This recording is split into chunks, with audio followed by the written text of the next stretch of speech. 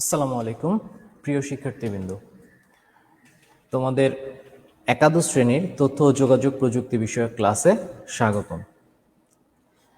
আমাদের আজকের ক্লাসে আমরা দেখব হচ্ছে আর্টিফিশিয়াল ইন্টেলিজেন্স। প্রথমেই বুঝতে হবে আর্টিফিশিয়াল ইন্টেলিজেন্স কি। তো আর্টিফিশিয়াল ইন্টেলিজেন্স বোঝার ক্ষেত্রে আমাদের যে বিষয়টা প্রথমেই মাথায় রাখতে হবে বা প্রথমেই আমাদের মাথায় আসবে সেটা হচ্ছে কৃত্রিম। যেহেতু আর্টিফিশিয়াল, সেটা হচ্ছে কৃত্রিম, এবং ইন্টেলিজেন্স মানে হচ্ছে বুদ্ধিমত্তা বা বুদ্ধি। তাহলে এই আর্টিফিশিয়াল ইন্টেলিজেন্স মানেই হচ্ছে আমাদের কৃত্রিম বুদ্ধি। তো এই কৃত্রিম বুদ্ধিটা আসলে কি? ইন্টেলিজেন্স বা বুদ্ধির ক্ষেত্রে কাদের মাত্রা কেমন বা কাদের বুদ্ধিমাত্রা সব থেকে বেশি, এই জিনিসগুলো নিয়ে টোটাল বিষয়গুলো নিয়ে আজকে আমাদের এই আলোচনা। তো প্রথমেই আমরা স্ক্রিনে দেখতে পাচ্ছি দুটা ছবি দেখা যাচ্ছে। কি ছবি দেখা যাচ্ছে? দুইটা রোবটের ছবি দেখা যাচ্ছে, যে একজন চিন্তা করতেছে তো আরেকজন অন্য একটা কাজ করতেছে। তো এই বিষয়গুলো নিয়ে আজকে আমাদের পাঠ। তো প্রথমে আমি আর্টিফিশিয়াল ইন্টেলিজেন্স সম্পর্কে একটু বলি। আর্টিফিশিয়াল ইন্টেলিজেন্সটা আসলে কি? কৃত্রিম বুদ্ধিমত্তা কম্পিউটার বা কোনো ইলেকট্রনিক ডিভাইসের মাধ্যমে মানুষের মতো করে চিন্তা করার বা মানুষ যেভাবে চিন্তা করতে পারে তার কাছাকাছি ভাবে চিন্তা করার ক্ষমতাটাই হচ্ছে আর্টিফিশিয়াল ইন্টেলিজেন্স। তো আমরা বলতে পারি মানুষের চিন্তা ভাবনা বা বুদ্ধিমত্তার পদ্ধতিটাকে কৃত্রিম উপায়ে প্রযুক্তি নির্ভর যন্ত্র বা কম্পিউটারের মাধ্যমে বাস্তবায়ন করাই হলো আর্টিফিশিয়াল ইন্টেলিজেন্স। আমি আবার বলি, মানুষের চিন্তা ভাবনাকে, মানে আমি যেভাবে চিন্তা করতে পারতেছি এই চিন্তা করার বিষয়টাকে যদি আমি একটা ইলেকট্রনিক ডিভাইস বা ইলেকট্রিক ডিভাইসের মাধ্যমে একই কাজটা করাতে পারি, সেক্ষেত্রে ইলেকট্রিক ডিভাইসের জন্য সেটা হবে আর্টিফিশিয়াল ইন্টেলিজেন্স। আচ্ছা, তো এক্ষেত্রে আমরা বলতে পারি আর্টিফিশিয়াল ইন্টেলিজেন্স বা কৃত্রিম বুদ্ধিমত্তা হচ্ছে কম্পিউটার বিজ্ঞানের এমন একটি শাখা, যেহেতু আমাদের আইসিটি, কম্পিউটার বিজ্ঞানের এমন একটি শাখা যেখানে মানুষের বুদ্ধিমত্তা ও চিন্তা শক্তিকে কম্পিউটার দ্বারা অনুকরণ করার চেষ্টা করা হয়। যেমন আমরা যদি একটু চিন্তা করি, বেশ কিছুদিন আগে, এই অল্প কিছুদিন আগে আমাদের একটা এক্সিবিশন হয়েছিল যেখানে একটা রোবটকে আনা হয়েছিল। রোবটটার নাম ছিল সোফিয়া। সোফিয়ার ব্যাপারটা কি ছিল? যে সে মানুষের মতো করে চিন্তা করতে পারে, মানুষের সঙ্গে ইন্টারাক্ট করতে পারে, কথা বললে তার উত্তর দিতে পারে বা নিজের মতো করে চিন্তা করতে পারে। তাহলে এই যে রোবটটা ছিল সেটা কি ছিল? সেটা ছিল আর্টিফিশিয়াল ইন্টেলিজেন্সের একটা এক্সাম্পল। আচ্ছা, এখন আসি, আর্টিফিশিয়াল ইন্টেলিজেন্স কি শুধু রোবটই হয় বা মানুষের ব্রেন নিয়ে কাজ করে বা মানুষের মতো করে কাজ করে? এটা কি শুধু রোবটকেই সম্ভব, আর কিছুই কি সম্ভব না? এই ব্যাপারগুলো যদি আমরা একটু ফলো করি, দেখো আমরা আমাদের আজকের পাঠ হচ্ছে আর্টিফিশিয়াল ইন্টেলিজেন্স, এগুলো আর বলার কিছু নাই। তো বুদ্ধিমত্তাটা নিয়ে আগে আমাকে চিন্তা করতে হবে। অর্থাৎ ইন্টেলিজেন্স বা বুদ্ধিমত্তা শব্দটিকে আমরা কতগুলো বিশেষ গুণের মাধ্যমে প্রকাশ করতে পারি। আসলে আমি বলবো তার বুদ্ধি অনেক, আমার ক্লাসের স্টুডেন্টসদের অনেক বুদ্ধি, তারা অনেক ভালো বুঝতে পারে, কোঅপারেট করতে পারে। সেক্ষেত্রে আমি এই যে বুদ্ধিগুলো বলবো, কিভাবে বলবো, কেন বলবো যে তার মাথায় অনেক বুদ্ধি বা তার মানে উপস্থিত দক্ষতা অনেক ভালো? এই বুদ্ধি বলার জন্য আমাদের বেশ কিছু বিষয় সম্পর্কে প্রথমে ধারণা থাকতে হবে। একটা হচ্ছে কি, সিদ্ধান্ত নেওয়ার ক্ষমতা। তারপর হচ্ছে কি, নির্দিষ্ট কোনো বিষয় সম্পর্কে ধারণা করতে পারা। যেমন প্রথম গুণটাই হবে হচ্ছে কোনো নির্দিষ্ট বিষয় সম্পর্কে ধারণা করতে পারা। যেমন আমি যদি এখন বলি যে চলো আমরা ক্রিকেট খেলবো, এখন ক্রিকেট খেলার জন্য আগে তোমার জিনিসটা বুঝতে হবে যে ক্রিকেট খেলাটা কি, ক্রিকেট খেলতে কি কি লাগে। সেক্ষেত্রে আর্টিফিশিয়াল ইন্টেলিজেন্সের ক্ষেত্রে রোবট দিয়ে আমি যদি কোনো কাজ করাতে চাই বা কোনো একটা ডিভাইস দিয়ে আমি যদি কাজ করাতে চাই, সেক্ষেত্রে আমাকে বুঝতে হবে প্রথমে ওই ডিভাইসটা যেন নির্দিষ্ট বিষয়টাকে বুঝতে পারে, নির্দিষ্ট বিষয় সম্পর্কে তার একটা ধারণা থাকে। এবং পরবর্তীতে হচ্ছে সিদ্ধান্ত নেওয়ার ক্ষমতা। সিদ্ধান্ত নেওয়ার ক্ষমতা বলতে কি, আমি যদি ওই যে বললাম একটু আগে আমি ক্রিকেট খেলবো, এখন বাইরে হচ্ছে বৃষ্টি, বাইরে যদি এখন বৃষ্টি হয় আর আমি যদি বলি চলো সবাই নিয়ে আজকে ক্রিকেট খেলি, এখন এই ডিসিশনটা কি মানে ঠিক হবে না ভুল হবে, এই ডিসিশনটা নেওয়ার ক্ষমতাটা থাকতে হবে। যে বৃষ্টির মধ্যে ফুটবল খেলে, কিন্তু ক্রিকেট খেলা হয় না। বৃষ্টি হলে ক্রিকেট খেলা পরিত্যক্ত ঘোষণা করে, কিন্তু ফুটবল খেলা মানে বৃষ্টির মধ্যে খেলার জন্য মানুষ নামে। তাহলে বৃষ্টিতে কোনটা খেলতে হবে, অর্থাৎ ফুটবল এবং ক্রিকেট দুইটা সম্পর্কে প্রথমে তার ধারণা থাকতে হবে। এবং আমি বৃষ্টির মধ্যে যদি বলি ক্রিকেট খেলবো, তখন সেই ব্যাপারটাকে তোমার বুঝতে হবে যে না, বৃষ্টিতে ক্রিকেট খেলা সম্ভব না। এবং সমস্যা সমাধানের ক্ষমতা, সমস্যার সমাধান কি, যেমন বৃষ্টির মধ্যে আমি এখন খেলতে চাইছি তোমাদের সাথে, সেক্ষেত্রে কি হচ্ছে যে না, আমরা ক্রিকেট খেলবো না স্যার চলেন, বা আমি বললাম যে আজকে ঠিক আছে ক্রিকেট খেলা যেহেতু হচ্ছে না চলো ফুটবল খেলি, বা তোমরা বললে যে চলেন ফুটবল খেলি। সেক্ষেত্রে কি দাঁড়াচ্ছে, আমরা সমস্যাটা সমাধান করার যে একটা কি বলবো ক্ষমতা, সক্ষমতা, এটা আমার থাকতে হবে। সেটা মানুষ এবং রোবট বা ইলেকট্রনিক ডিভাইস দু ক্ষেত্রেই থাকতে হবে। এরপর আছে হচ্ছে কি অভিজ্ঞতা থেকে শিক্ষা নেয়া। আমি একটু আগে বললাম যে বৃষ্টি হলে খেলা, ক্রিকেট খেলা পরিত্যক্ত ঘোষণা করা হয়। তার মানে কি, এটা আমার আগের এক্সপেরিয়েন্স। আমি আগে দেখছি টিভিতে বা মাঠে গিয়ে যখন খেলা দেখছি, তখন কি দেখলাম যে বৃষ্টি হলে ক্রিকেট খেলা পরিত্যক্ত হয়। তার মানে ওইটা ছিল আমার জন্য একটা অভিজ্ঞতা। এই অভিজ্ঞতা থেকে আমি এক্সপেরিয়েন্স গেদার করে আমি কি করলাম, যে ডিসিশন নিলাম যে বৃষ্টির মধ্যে ক্রিকেট খেলা যাবে না, ফুটবল খেলা যাবে। এই বিষয়গুলো সম্পর্কে তার একটা সম্মুখ ধারণা থাকতে হবে। এরপর আছে যে কোনো বিষয়ে জ্ঞান অর্জন করতে পারার পরে অর্জিত জ্ঞানকে কাজে লাগানো বা কাজে লাগাতে পারা। সেটা তো অলরেডি আমি একটা এক্সাম্পল দিয়ে দিলাম, যে আমি ক্রিকেট না খেলে আমি ফুটবলটা খেললাম। নতুন অবস্থার পরিপ্রেক্ষিতে দ্রুত এবং সফলভাবে সাড়া দেওয়া এবং ভাষা বুঝতে পারার ক্ষমতা। আচ্ছা, এখন আমরা ফুটবল খেলতে গেলাম, মাঠে প্রচুর কাদা, এত পরিমাণ কাদা হয়তো যে আমরা পা ফেলতে পারতেছি না, মানে ব্যথা পাওয়ার একটা চান্স থাকতে পারে, পড়ে যাওয়ার একটা চান্স থাকতে পারে। সেক্ষেত্রে এটা যখনই আমরা বুঝতে পারলাম যে না, একজন দুইজন পড়ে গেছে বা বাকিদের দ্বারা মানে বাকিদের খেলাটাও রিস্ক হয়ে যাচ্ছে, তখন কি হচ্ছে যে আমরা আজকে আর খেলবো না, বা আমার খেলা শেষ, ফুটবল আমি আজকের মতো আর খেলতেছি না। তো এই যে একটা অবস্থার পরিপ্রেক্ষিতে বৃষ্টিতে ফুটবল খেলাটা খুব মজা, অনেকেই খেলতে আসে বা খেলতে চায়।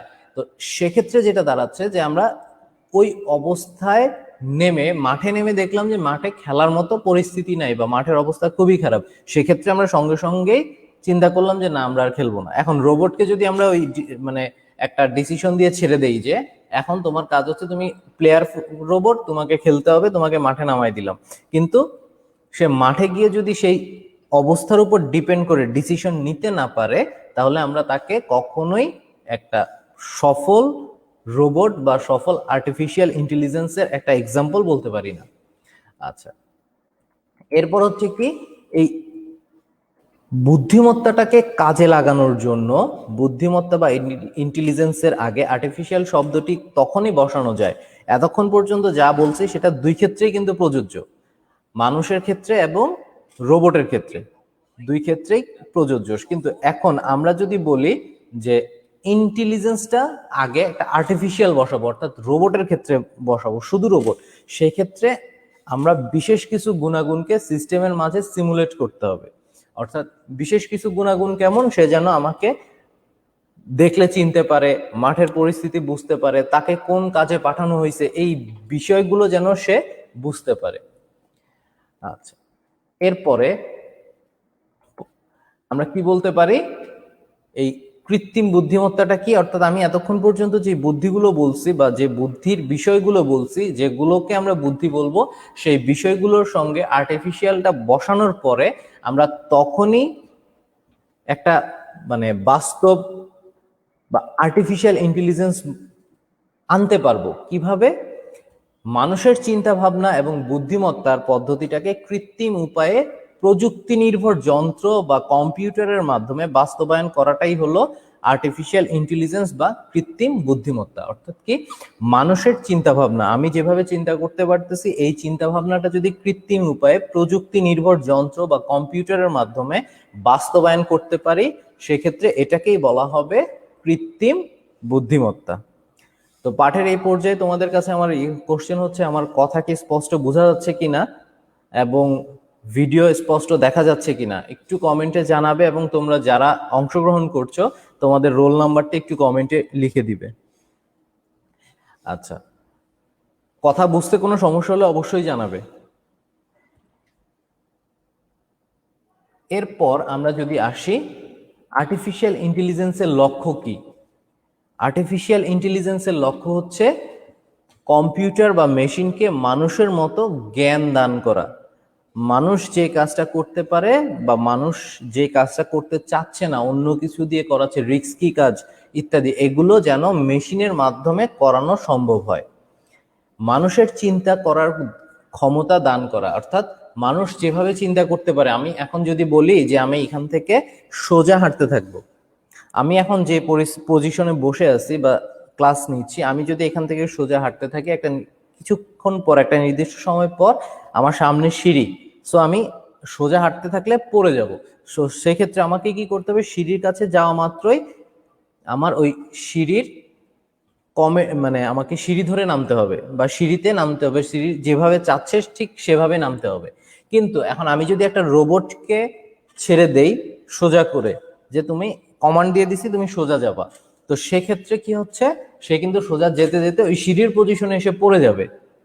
আমি যদি এখন মাঠের মাঝখান দিয়ে হাঁটতেছি, সামনে একটা পুকুর আছে, আমি কিন্তু পুকুর বরাবর পানিতে নামবো না, আমি কি করব, সাইড দিয়ে হেঁটে চলে যাব। কিন্তু যদি একটা রোবটকে ছেড়ে দেওয়া হয়, তাহলে রোবট কিন্তু সোজা চলে যাবে, তখন সে কি হচ্ছে, পানিতে পড়ে যাবে এবং নষ্ট হয়ে যাবে। তো এই প্রবলেমটাকে সলভ করার জন্য আমার তাকে মানুষের মতো করে চিন্তা করার একটা ক্ষমতা দিতে হবে। তাহলে এই মানুষের মতো করে চিন্তা করার যে ক্ষমতাটা দেওয়া লাগবে তাকে, এই ক্ষমতা দেওয়া যতক্ষণ পর্যন্ত সম্পন্ন না হবে ততক্ষণ পর্যন্ত আমরা এটা বলতে পারবো না সে মানে আর্টিফিশিয়াল, ঠিক আছে, কিন্তু ইন্টেলিজেন্স বা বুদ্ধিমত্তাটা মানুষের মতো। তাহলে মানুষের মতো করে চিন্তা করার যে ক্ষমতা এবং জ্ঞান, এই দুটা আমাকে প্রথমত মেশিনকে দিতে হবে। এবং এর জন্য আমাকে কি ব্যবহার করতে হবে, একটা বুদ্ধিমান প্রোগ্রাম বা একটা এক্সপার্ট সিস্টেম আমরা ব্যবহার করতে পারবো। এই এক্সপার্ট সিস্টেমের মাধ্যমে প্রয়োজন মতো আমরা তার মধ্যে মানুষের মতো চিন্তা করার ক্ষমতা এবং জ্ঞান দান করতে পারবো। আচ্ছা, এখন আমরা দুইটা ছবি দেখতেছি, আসলে ছবিগুলোতে কি কি বুঝাচ্ছে, কেউ কি বলতে পারবা? আচ্ছা, ছবিগুলো দেখে আমরা বুঝতেছি যে দুইটা মানুষের অবয়ব একটি আরেকটির সঙ্গে কমিউনিকেট করতেছে। এই কমিউনিকেট করার যে কিছু প্রসেস, এই প্রসেসগুলো নিচে আবার আরেকটা চিত্রে দেওয়া আছে। যে আমি এই একটা মানুষ বা আমি যে একটা কথা বলবো, তোমারে বললাম এখন এখন রাতের 9টা বাজে, বললাম যে আমি এখন তোমাকে বললাম এখন রাত 9টা বাজে, এখন তুমি কি সেটা বলার সঙ্গে সঙ্গে একসেপ্ট করে নিবা? রাত 9টায় কি এই পরিমাণ আলো থাকবে? রাত 9টা মানে কি, কখন, ওই সময়কার এনভায়রনমেন্ট, এই সবকিছু কিন্তু তুমি প্রথম অ্যানালাইসিস করতে পারতেছো, টাইম দেখতে পারতেছো, ঘড়ি দেখতে পারতেছো, এই সবকিছু নিয়ে তুমি ডিসিশনে পৌঁছাবা যে এখন আসলে কি রাত 9টা বাজে না সকাল 10টা 57 বাজে। এই চিন্তা করার ক্ষমতাটা বা এই ধরনের ডিসিশন নেওয়ার ক্ষমতাটা রোবটের থাকতে হবে। একটা বুদ্ধিমান প্রোগ্রাম তৈরি করার জন্য প্রথমত আমাকে যে বিষয়টি দরকার হবে সেটা হচ্ছে নলেজকে সুন্দর করে রিপ্রেজেন্টেশনের মাধ্যমে উপস্থাপন মানে উপস্থাপনের যে বা ডিসিশন গ্রহণের যে ক্ষমতা, এটা থাকতে হবে। তাহলে আমরা এখানে একটা রোবট যদি তৈরি করি, রোবটকে আমরা কমান্ড দিব। এখন একটা রোবটকে যদি আমি কমান্ড দেই যে গো, সে কিন্তু চলতেই থাকবে, বাট সে কতক্ষণ চলবে, কোন জায়গায় গিয়ে থামবে, এই ডিসিশনটা যদি না থাকে বা এই ডিসিশনটা যদি তার নেওয়ার ক্ষমতা না থাকে, তাহলে আমরা তাকে কখনোই ইন্টেলিজেন্সের মধ্যে ফেলতে পারবো না। সে হচ্ছে তখন একটা কমান্ডের বস্তু চলে আসবে। আমি বলছি গো, সে যদি এখন যেতে যেতে সামনে একটা ওয়াল পাইছে, এখন ওয়ালের মধ্যে শুধু ধাক্কাই দিচ্ছে, সে ধাক্কাই দিচ্ছে, সে সামনে যাবে, কিন্তু কারণ তাকে বলা হয়েছে গো। বাট এই যে ওয়ালের সঙ্গে ধাক্কা লাগার পরে বা ওয়ালটা বুঝতে পারার পরে সে যদি থেমে না যায়, তাহলে কিন্তু তাকে আর এই ইন্টেলিজেন্স বা বুদ্ধিমত্তার মধ্যে আনা যাবে না। তো এখন আসি আমরা বুদ্ধিমত্তার, আসলে এই যে আমরা এতক্ষণ পর্যন্ত এগুলো বলতেছি, এই বিষয়গুলোর কারা তৈরি করছেন বা এই মানে কাদের হাত ধরে এই কৃত্রিম বুদ্ধিমত্তার সৃষ্টি, সেগুলো তাদেরকে একটু দেখি। আমরা ছবির ডানে একটা স্ক্রিনের ডানে একটা ছবি দেখতে পাচ্ছি। এই ছবিটার যার, তিনি হচ্ছেন অ্যালান টিউরিং। অ্যালান টিউরিং উনি হচ্ছেন এই কৃত্রিম বুদ্ধিমত্তার জনক।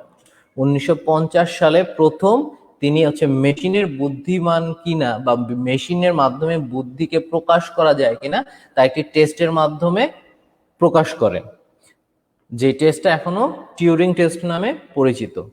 আচ্ছা, তার ওই সময় কৃত্রিম বুদ্ধিমত্তা নিয়ে অনেক রিসার্চ করা হয়, কিন্তু একের পর এক এটা বন্ধ হতে থাকে। তার প্রধান কারণ ছিল হচ্ছে কম্পিউটেশনাল পাওয়ার। আচ্ছা, আর তখনকার সময় আসলে কম্পিউটারগুলো এত পাওয়ারফুল ছিল না। এই পাওয়ারফুলের সঙ্গে তাদের যে এক্সপার্ট সিস্টেম বা সফটওয়্যারগুলো ছিল ওগুলোও এত পাওয়ারফুল ছিল না। এর ফলে এই কৃত্রিম বুদ্ধিমত্তার যে প্রচলনটা সেটা প্রায় বন্ধ হয়ে গিয়েছিল। কিন্তু পরবর্তীতে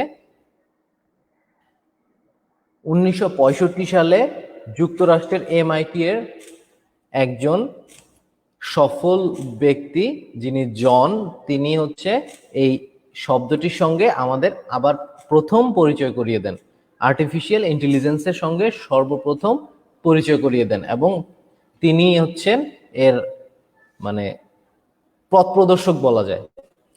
জনকটা আরেকজন, কিন্তু উনি এটা বন্ধ হয়ে যাওয়ার পর আবার নতুন করে এটাকে আমাদের সঙ্গে পরিচয় করিয়ে দেন। আচ্ছা, আর্টিফিশিয়াল ইন্টেলিজেন্সের জন্য আমাদের তিনটা জিনিস খুব দরকার: ANI, AGI, ASI। আবার বলতেছি ANI, AGI, ASI। ANI হচ্ছে আর্টিফিশিয়াল ন্যারো ইন্টেলিজেন্স, AGI হচ্ছে আর্টিফিশিয়াল জেনারেল ইন্টেলিজেন্স, এবং ASI হচ্ছে আর্টিফিশিয়াল সুপার ইন্টেলিজেন্স। আচ্ছা, এই তিনটা ভাগে আমরা আর্টিফিশিয়াল ইন্টেলিজেন্সকে ভাগ করতে পারি। মানে আর্টিফিশিয়াল ইন্টেলিজেন্সের প্রকারভেদ হচ্ছে তিনটা: ANI, AGI এবং ASI। এখন আমরা এখানে ANI এর বেশ কিছু এক্সপার্ট সিস্টেম দেখতে পাচ্ছি। মানে একটা ছবি সহ আমরা কি দেখতে পাচ্ছি, যে ধরো আমার বাসায় একটা রোবট আছে, আমার রোবট আমার ঘর মুছে দিচ্ছে, কাপড় ইস্ত্রি করে দিচ্ছে, রান্না বান্না করে দিচ্ছে, আমার ঘর পরিষ্কার করে দিচ্ছে, রুম গুছিয়ে দিচ্ছে। তাহলে এই ক্ষেত্রে আমরা এই বুদ্ধিমত্তাকে বলবো আর্টিফিশিয়াল ন্যারো ইন্টেলিজেন্স। আবার বলতেছি আর্টিফিশিয়াল ন্যারো ইন্টেলিজেন্স। এটা শুধুমাত্র বুদ্ধিমত্তার প্রথম ধাপ। এরপরে যদি আমরা আসি আর্টিফিশিয়াল জেনারেল ইন্টেলিজেন্স, তাহলে সেক্ষেত্রে আমরা বলতে পারি কি, কম্পিউটারের মতো করে, মানে মানুষ কম্পিউটার মতো করে না, কম্পিউটার মানুষের মতো করে যদি চিন্তা করতে পারে। অর্থাৎ আমরা যখন ধরো বিভিন্ন গেমস গুলো খেলি, কম্পিউটারে আমরা অনেকগুলো গেমস খেলি। তাহলে গেমস খেলতে গেলে আমি এখানে একটা ছবি রাখছি, যেমন দাবার গেমস। আমি যখনই যেই চালটা দিচ্ছি ঠিক তার পাল্টা চাল কিন্তু কম্পিউটার আমাকে দিয়ে দিচ্ছে। আমি ঘোড়া চালতেছি, সে আমার এই ঘোড়া বধ করার জন্য অন্য দিক থেকে হয়তো কিস্তি দিচ্ছে, অথবা মন্ত্রী দিচ্ছে, অথবা রাজা দিচ্ছে, বা সৈন্য দিচ্ছে, বা কোনটা কতটুক দেওয়া যায়, কোন ভাবে দিলে আমাকে আটকানো যাবে, এই চিন্তাটা কিন্তু সে করতে পারতেছে। তার মানে আমি যে পরিস্থিতিতে থাকবো, বা এই প্রসেসটা যে পরিস্থিতিতে থাকবে, সেই পরিস্থিতিটার সঙ্গে সে মানিয়ে নিতে পারবে, মানুষের মতো করে প্ল্যান করতে পারে, সমস্যা সমাধান করতে পারে, এবং নতুন পরিবেশ আসলে চারপাশে দেখে সে পরিবেশের সঙ্গে মানিয়ে নিতে পারে। আমি যেই চালটা দিচ্ছি সেই চালের এগেনিস্টে কি কি হতে পারে এবং অন্য কি কিভাবে আমাকে আটকানো যায়, সে এই চিন্তাটা করতে পারে। এরপর যদি বলি আমরা সুপার ইন্টেলিজেন্স। সুপার ইন্টেলিজেন্স বলতে কি, সে এই ক্ষেত্রে রোবটটা মানুষের মতো করে চিন্তা এবং কিছু ক্ষেত্রে মানুষের থেকেও স্ট্রং করে চিন্তা করতে পারে। এর কারণ কি, মানুষের প্রতি ঘন্টায় চিন্তা করার ক্ষমতা হচ্ছে 400 কিলোমিটার। মানুষের প্রতি ঘন্টায় চিন্তা করার ক্ষমতা 400 কিলোমিটার, কিন্তু রোবটের সম্ভবত একটা 3,50,000 আলোকবর্ষ। আমি সম্ভবত 3,50,000 আলোকবর্ষ। সেই ক্ষেত্রে মানুষের মতো করে যদি রোবট চিন্তা করতে পারে, মানুষের বুদ্ধিমাত্রা হচ্ছে 9। এটা হয়তো সবাই আমরা জানি, মানুষের বুদ্ধিমাত্রা হচ্ছে 9, ইঁদুরের হচ্ছে 1, সব থেকে কম, আর ডলফিনের হচ্ছে 4, তারপর হচ্ছে যে তোমার বানর বা এই ধরনের আরো যে মানে ইয়েগুলো আছে, প্রাণীগুলো, বানর, শিম্পাঞ্জি, এদের হচ্ছে বোধহয় 6 বা 7 এর মধ্যে। তো সব থেকে বেশি হচ্ছে মানুষের হচ্ছে 9। এবং এই নবম মাত্রার কম্পিউটার তৈরি করা, কম্পিউটার বলতেছি, রোবট তৈরি করা একরকম নিষিদ্ধ। কেন? যদি নবম মাত্রার কম্পিউটার বা রোবট তৈরি হয় সেক্ষেত্রে তারা মানুষকে মানবে কিনা এটা আসলে খুবই চিন্তার একটা বিষয়। এবং এই বিষয়ের উপর একটা ভিডিও আছে, শর্ট ক্লিপ আছে আমার, আমি হয়তো যদি ক্লাসের শেষে সময় পাই এটা দেখাবো, অথবা আমি ফেসবুকে আপলোড করে দিব আমাদের গ্রুপে, তোমরা এখান থেকে দেখে নিও। আচ্ছা, কৃত্রিম বুদ্ধিমত্তার ব্যবহারের প্রথম 3টি এলাকায় ভাগ করা যায়। গ্রুপগুলো হলো কি? এক, বুদ্ধিবৃত্তিক বিজ্ঞান।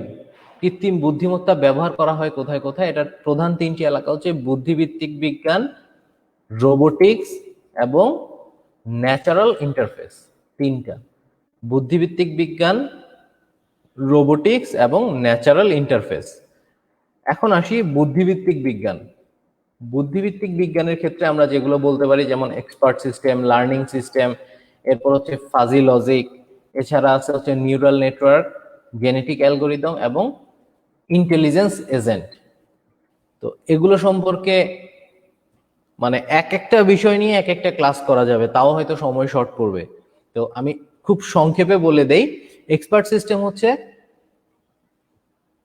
উপস্থিত ডিসিশন নিয়ে কাজ করতে পারার সিস্টেম, হচ্ছে এক্সপার্ট সিস্টেম। লার্নিং সিস্টেম হচ্ছে এই রোবট বা এই ধরনের এআই দ্বারা আমরা শিক্ষার ক্ষেত্রে ব্যবহার করতে পারি। ফাজি লজিক হচ্ছে ট্রু ফলস।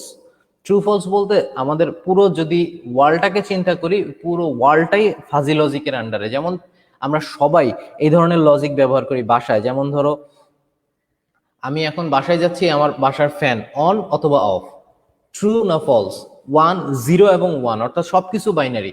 আমরা খুব সহজে প্রতিদিন বাইনারি কিন্তু ব্যবহার করে থাকি। যেমন সুইচ যদি বলি অন, 1 হচ্ছে লাইট জ্বলতেছে, 0 হচ্ছে লাইট অফ হয়ে যাচ্ছে, 1 0। ট্রু ফলস, ইয়েস নো, সবগুলোই হচ্ছে ফাজি লজিক। এরপর হচ্ছে নিউরাল নেটওয়ার্ক। একটা রোবট যদি আমার মতো করে চিন্তা করতে পারে, আমি যেভাবে ইনস্ট্রাকশন দিচ্ছি সেভাবে চিন্তা করতে পারে, বা আমি যা করতেছি সেও যদি তাই করতে পারে, সেক্ষেত্রে ধরে নেওয়া হয় এটা হচ্ছে নিউরাল কানেকশন বা নিউরাল নেটওয়ার্ক। জেনেটিক অ্যালগোরিদম, এই ক্ষেত্রে রোবটগুলো অনেক, বা এই ক্ষেত্রে এক্সপার্ট সিস্টেমটা আরো অনেক বেশি আপডেট হয় এবং সে নিজের মতো করে লজিক তৈরি করতে পারে। ইন্টেলিজেন্স এজেন্ট, এটা আসলে মানে বলবো এটা প্রতিরক্ষা বা হচ্ছে ডিফেন্সের যারা আছেন তারা খুব বেশি ব্যবহার করে থাকে, এক দেশ থেকে অন্য দেশের উপর মানে নজরদারি করার জন্য। এরপর আছে হচ্ছে বুদ্ধিভিত্তিক বিজ্ঞান। বুদ্ধিভিত্তিক বিজ্ঞানের ক্ষেত্রে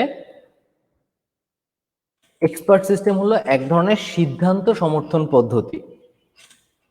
কি বললাম? এক ধরনের সিদ্ধান্ত সমর্থন পদ্ধতি, যা নির্দিষ্ট বিষয়ে মানুষের ন্যায় কৃত্রিম দক্ষতা নিয়ে তৈরি।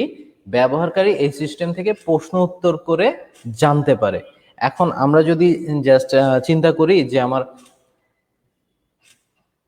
সুফিয়ার কথাই যদি আমরা চিন্তা করি, যে আমি যখন সুফিয়াকে কোশ্চেন করতেছি, সে আমাকে কিন্তু তার এগেনস্টে অ্যান্সার দিচ্ছে। হ্যাঁ, সুফিয়ার একটু বেশি এক্সপার্ট লেভেলের। আমরা ধরে নিলাম গুগল ধরে নিলাম হচ্ছে আমাদের একটা বুদ্ধিভিত্তিক বিজ্ঞান, বা আমরা অনেকেই জানি যে গুগল অ্যাসিস্ট্যান্ট হচ্ছে একটা এক্সপার্ট সিস্টেম। কি ধরনের? বুদ্ধিভিত্তিক। যে আমি বললাম যে তুমি মানে যে কোনো একটা কোশ্চেন করলাম, কোশ্চেন করলে সে আমাকে পাল্টা অ্যান্সারটা এনে দিচ্ছে। তারপর আরেকটা বোধহয় আছে এলিসা, এটাও এক ধরনের এই যে গুগল অ্যাসিস্ট্যান্টের মতো, যে আমি তাকে কমান্ড করতেছি, সে ওটা প্লে করে দিচ্ছে। আমরা বোধহয় একটা অ্যাডও দেখি যে প্লে দা সং, একটা পিচ্চি বাচ্চা নিয়ে, যে বাচ্চা একটা কবিতার রাইম শুনতেছিল, তো বাবা আসলো, আইসা ওখানে বলতেছে হচ্ছে যে Elisa please today's news please. তো তখন সে নিউজ বলা শুরু করছে। তো বাচ্চা আবার যখন কেঁদে দিচ্ছে, তখন সে আবার বলতেছে প্লিজ কন্টিনিউ অ্যাজ রাইম না কি জানি, এটা বলার পরে আবার সে ওই তার ওই নার্সারির রাইম গুলো শুরু করছে। তো এই ধরনের সিস্টেমগুলোকে বলা হয় এক্সপার্ট সিস্টেম। কি ধরনের? বুদ্ধিভিত্তিক। এবং সর্বশেষ যদি আমরা আসি, বুদ্ধিভিত্তিকের এখানে উপাদানগুলো আছে, কিন্তু এই উপাদানগুলো আমাদের এই মুহূর্তে লাগবে না। এখানে হচ্ছে 4টা প্রধান উপাদান। কি কি? Learning element, performance element, critic element, problem generator.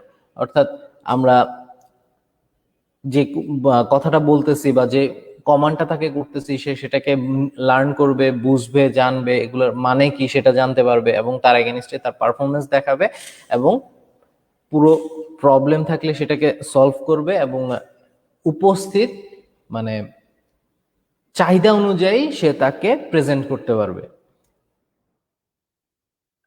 এরপর আছে হচ্ছে ফাজি লজিক। ফাজি লজিকটা ওই যে একটু আগে বললাম, এটা হচ্ছে ট্রু ফলস, জিরো ওয়ান, সত্য মিথ্যা, এই ধরনের যে মানে সত্য মিথ্যার উপস্থাপন করে ওটাই হচ্ছে ফাজি লজিক।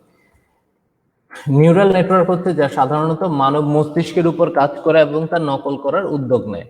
অর্থাৎ ওই যে একটু আগে বললাম, আমি যা করতেছি সে আমাকে তাই রিপিট করতেছে। আমি হাত তুলবো, আমার সামনের যে রোবটটা সে আমাকে দেখে যা আমি যা করতেছি সেও তাই করবে। আমি ডান হাত তুলবো, সেও ডান হাত তুলবে। আমি তাকে রেসপেক্ট করতেছি, সেও আমাকে রেসপেক্ট করতেছে। অর্থাৎ তার সঙ্গে আমার কানেকশনটা হবে নিউরাল কানেকশন। অর্থাৎ আমার মাথায় যা চিন্তা হচ্ছে আমি তো সেটাই করতেছি এবং সে ওইটাইকেই অনুকরণ করতেছে। এখন জেনেটিক অ্যালগরিদম হচ্ছে কি বৈজ্ঞানিক, প্রযুক্তিগত বা ব্যবসায়িক প্রক্রিয়ার মডেল তৈরিতে ব্যবহার করা হয়। এটাও আমি একটু আগে বলছি যে নিচ থেকে বিভিন্ন ধরনের ডিজাইন, স্ট্রাকচার, ডিজাইন ইত্যাদি তৈরি করতে পারে। বৈজ্ঞানিক ক্ষেত্রেও হতে পারে, ব্যবসায়িক ক্ষেত্রেও এদের বিভিন্ন প্রক্রিয়া বা প্রযুক্তির মডেল তৈরি করতে পারে। আর সর্বশেষ হচ্ছে রোবোটিক্স। রোবোটিক্স নিয়ে আসলে অনেক কিছু বলা যায়। তো এখানে আমাদের রোবোটিক্স এর জন্য মেইন যে 5টা পয়েন্ট সেগুলো রাখা আছে। Visual perception. ভিজুয়াল পারসেপশন হচ্ছে রোবটকে প্রথমত সবকিছু বুঝতে হবে, দেখতে হবে। বুঝতে হবে বলতে দেখতে হবে, তাকে সেটা ভিজুয়ালাইজ করতে হবে এবং তার উপর তাকে ট্যাকটিক্যালিটি হচ্ছে কি তার স্পর্শ করার ক্ষমতাটা থাকতে হবে। আমি মানে সে যেন স্পর্শ করে বুঝতে পারে। আমি যেমন একটা কিছু স্পর্শ করলে টের পাচ্ছি, ফিল করতে পারতেছি, এই ব্যাপারটা তার মধ্যে থাকতে হবে। এরপর হচ্ছে কি ডেক্সটারিটি। ডেক্সটারিটি কি দক্ষতা তৈরি, তার নিজস্ব দক্ষতা থাকতে হবে। আমি যদি এখন একটা যে এখানে একটা ছবি রাখছি, সেটা হচ্ছে একটা রোবট ড্যান্স করতেছে। তো এখন আমি যদি তাকে ড্যান্সের জন্য রোবট তৈরি করলাম, বাট তার মধ্যে সে ড্যান্স করার লজিক তৈরি করে না দিলাম, তাহলে কি দাঁড়াচ্ছে? সে কিন্তু চাইলে ড্যান্স করতে পারবে না, কারণ তার মধ্যে সেই জিনিসটা নাই। তাহলে তাকে তার কাজের জন্য, যেই কাজের জন্য তৈরি করা হয়েছে সেই দক্ষতাটা তার মধ্যে থাকতে হবে। লেকোমোশন, এটা হচ্ছে কি গতিশক্তি। গতিশক্তি কি? আমি যদি ধরে নেই আমার গাড়িতে জিপিএস সেট করা আছে, এখন অনেক উন্নত প্রযুক্তির কিছু গাড়ি আছে যাকে তোমাকে ড্রাইভ করতে হবে না। ড্রাইভ করতে না হলে কেমনে চলবে, কিভাবে চলবে? সে আমি বলে দিলাম যে আমার যে আমরা গুগল ম্যাপ যেমন ভাবে ইউজ করি, আমি এই লোকেশন থেকে ওই লোকেশন পর্যন্ত যাব, তো আমি লোকেশন সেট করে দিচ্ছি, গাড়ি অটোমেটিক আমাকে ম্যাপ ধরে লোকেশনে পৌঁছায় দিবে। সামনে কোনো কিছু এখন তো অ্যাভেলেবল হয়ে গেছে, আমাদের দেশটা হচ্ছে সব পিছিয়ে থাকার কারণে অনেক গাড়িগুলো আমাদের দেশে নাই, যে সামনে অবস্ট্রাকল চলে আসলে, মানুষ চলে আসলে গাড়ি অটোমেটিক দাঁড়ায় যাবে, গাড়িকে আমাকে ব্রেক করতে হবে না। আমি গাড়ি ড্রাইভ করতেছি ঠিকই, কিন্তু যখনই আমার সামনে কোনো অবস্ট্রাকল, কোনো মানুষ বা যে কোনো কিছু চলে আসবে, একটা নির্দিষ্ট দূরত্বে সে গাড়িটা অটোমেটিক দাঁড়ায় যাবে, আর সামনের দিকে যাবে না। এরপর হচ্ছে নেভিগেশন। নেভিগেশনটা কি?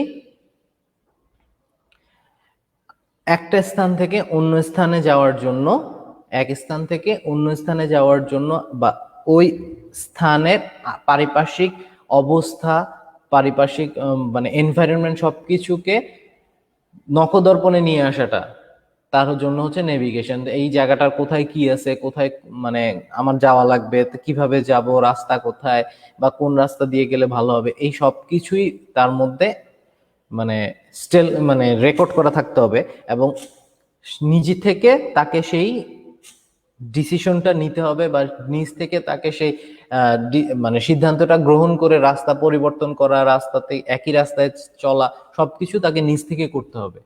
তো এই ধরনের বুদ্ধি বা এই ধরনের অ্যাবিলিটি গুলো থাকলেই সেটা হচ্ছে, তখন আমরা বলতে পারবো রোবোটিক্স।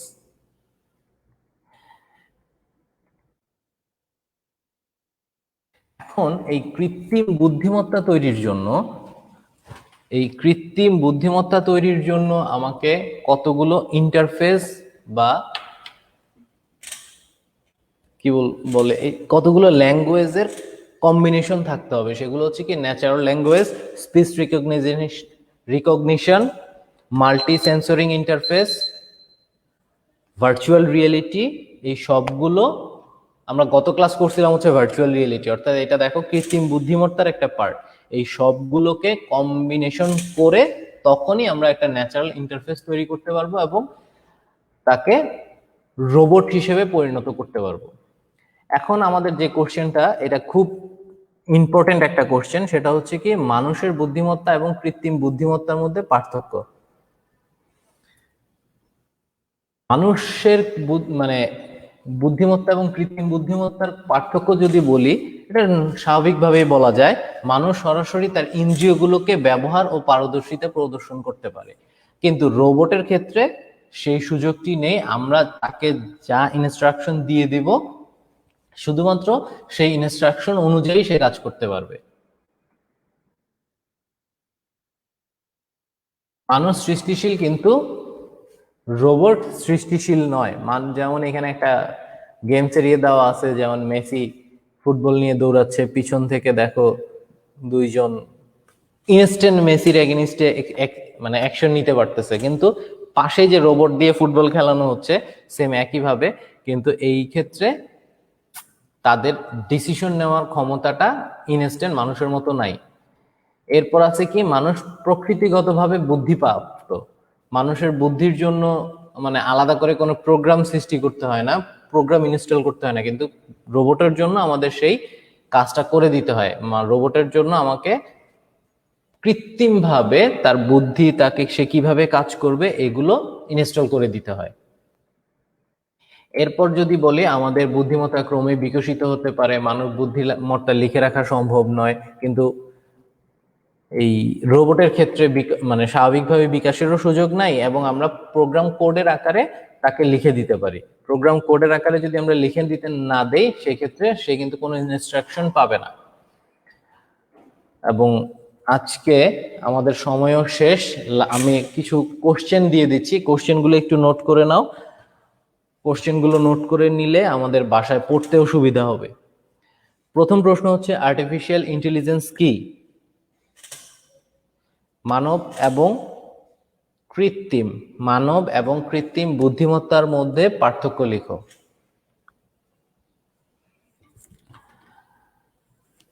তারপরের প্রশ্ন, আর্টিফিশিয়াল ইন্টেলিজেন্স স্থাপনের জন্য আমাদের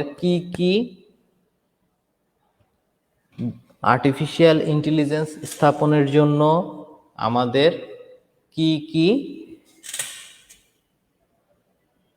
দক্ষতা নিতে হবে বা দক্ষতা থাকতে হবে লিখো। আর্টিফিশিয়াল ইন্টেলিজেন্সের জন্য স্থাপনের জন্য আমাদের কি কি দক্ষতা থাকতে হবে লিখো। আচ্ছা, আজকে এই পর্যন্তই। সবার সুস্থতা কামনা করে আজকের মতো বিদায় নিচ্ছি। সবাই আসসালামু আলাইকুম।